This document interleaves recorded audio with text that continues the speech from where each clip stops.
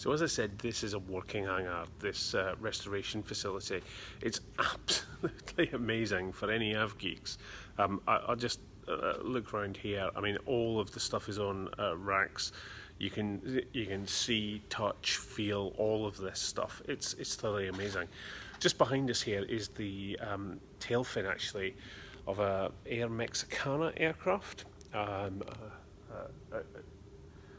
An amazing and almost one of, really, considering that Boeing's heritage here in Seattle. It's very unlikely to see some aircraft which don't have a link to Boeing or something like that. And actually, this is a de Havilland, a Comet Mark 4C that was flown by Air Mexicana between 1960 and 1970. They're restoring this aircraft back to not flying condition, but back to its original condition. Everything is here, from tail parts to engine parts to navigation parts. We've even got a compass down here, all being stripped back, restored, and brought back to almost original condition. This is a whole airplane, by the way. It's just the hangar isn't big enough to get it in. So what they've done is they've cut a hole in the hangar door and sealed the hangar door around the aircraft. We'll go inside and have a look in a minute, but you'll probably remember the Comet has a rather checkered history. The early Comets having square windows. The fatigue around the windows from the pressurization cycles caused cracks and sadly the loss of a number of aircraft. The 4C was a very different aircraft, and this was the aircraft that eventually became the Nimrod, if you remember that. So these aircraft were converted into Nimrods, very much later version of the Comet. Let's go inside and have a look. We're up at the Comet door now, just about to go in, and one of the big things that strikes me about these older generations of aircraft are we walk into an airplane now, we don't really think of it as a door. We walk off the jet bridge into the airplane, massive portals that allow us to go through, big doors, you know, some 6 feet wide in cases. Well, actually, the door on the Comet is actually tiny. You would have really struggled, particularly if you're a big guy with all your baggage, to get in and out of here. And certainly if you had to evacuate from this door, you wouldn't be taking your hand baggage with you, I could tell you that.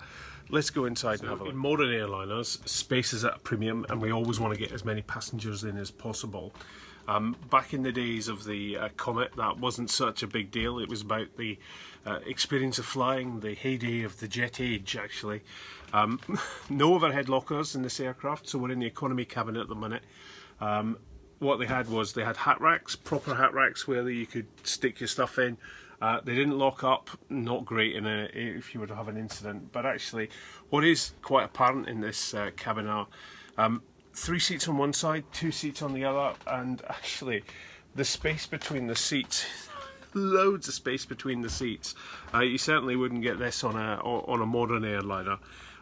As we go forward, it's actually going to get dark, because we're actually, as you will have seen from the outside of the airplane, that this is the part of the aircraft which is outside the hangar.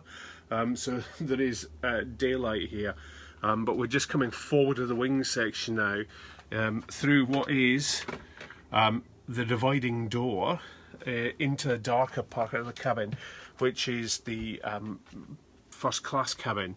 And actually the seats in here are very, very different. I know it's very dark, so you'll have to bear with me, but there were 2 abreast, much larger seats. Each seat had its own window. Still had the hat rack in here, rather than closed overhead lockers, but an amazing experience. Actually quite roomy for quite a small cabin, and I think that's because there are no overhead lockers. There are only hat racks at the side, and then only 2 seats either side.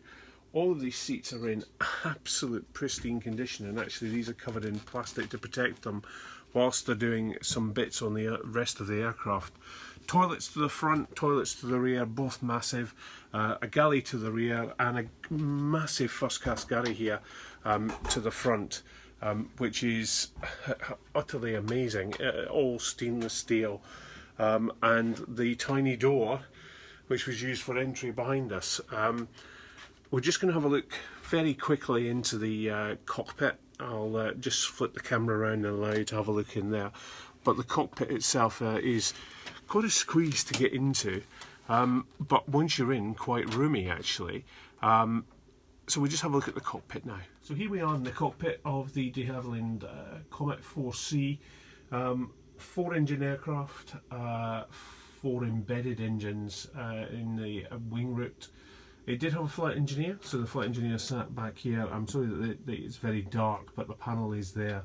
But the cockpit is massive, and actually because of the length of the flight and back in the day when they actually used HF radios and required navigators to do proper navigation with maps and sunshots, and in fact this aircraft is fitted with a sextant which is just above my head. They would have a navigator, and the navigator would sit over here to the left. Having been in a Nimrod, this is... I never flew the Nimrod, but I've been in a Nimrod a number of times, and it's very reminiscent of the Nimrod cockpit actually. Lots of similarities, so there wasn't much change between this and the Nimrod. An amazing aeroplane being restored back to its original condition. Absolutely amazing. So this museum, as I said, has some amazing exhibits, really does. And one of those is this B-25 Mitchell. The Mitchell was made famous by the Doolittle raids, so the first raids on mainland Japan, when Jimmy Doolittle took these aircraft off of an aircraft carrier, fully laden, and flew them to Japan for the first attack on the Japanese mainland. It's a formidable looking aircraft with the amount of guns that it has poking out of it. Actually, probably at the time, the only twin aircraft of this size to ever have gone off of a carrier, and I don't think they ever expected them to get back onto the carrier again. This one again is flyable, as you can probably see. It's leaking oil, as all good airplanes do, and this one's actually due to fly later this afternoon, so we might actually get some video of that. Tune back in later to see if we do. As I said, this is an amazing collection here of aircraft. I've never seen such a large flyable collection of aircraft, I don't think, anywhere in the world, particularly aircraft of these heritage. It's utterly astounding to me. I'm quite gobsmacked actually with the amount of money that's obviously been invested into this museum. Utterly amazing. For those of you who follow me, you'll know I have a massive interest in aircraft, but also I've got a huge interest in drones, and I operate drones commercially in the UK. But behind us here, we've got a couple of drones. A really early one here, the German Nazi Doodlebug, which was the scourge of World War II. Launching from in France and in Germany, coming across and dropping in on the UK. And actually behind us here, just above us, is actually a Boeing product. It's a Boeing subsidiary called In Situ. This is the Scan Eagle. Now the Scan Eagle, this particular one, actually has it's pretty famous. It was in the movies. So actually this one was in the movie Captain Phillips. And was actually the Scan Eagle that they used to locate Captain Phillips off the US missile destroyer. They found Captain Phillips and his crew when they were being held captive by the Somalis. This was the actual drone that found them. An amazing piece of kit. It's less than 20 kilos, so actually you can fly this on a UK commercial UAV license, although it does go a little bit more above 400 feet. It can go all the way up to 18,000 feet, and the optics that it gives from that kind of altitude are absolutely amazing. We've talked about the V1, the V2's behind me here. The V2 was, interestingly, the first man-made object ever to go into space. Phenomenal rocket. About 3,000 of these were fired at the UK during World War II. And at the very top there, it had a warhead of about 2,000 pounds. They were known to have killed about 3,500 to 4,000 people when they were fired, so they weren't very accurate. But if we look back at when these were built, an amazing feat really in terms of the technological expertise required to make these. And if we look at the space program in the US, this was really the start of the US space program, when after the war a lot of the Germans went across to the US and formed what was the start of the space program. Well, all of you know, I'm an aviation enthusiast. I love aircraft, really love aircraft. I'm plane crazy. But actually, this museum goes way beyond anything I could ever imagine. The diversity of the aircraft they have, everything from airliners, Concorde, 787, the first jumbo, all the way through to some of the early 1930s aircraft, tri-motor, SR-71, they're all here. Come and have a look if you ever visit Seattle. It is just stunning, this museum.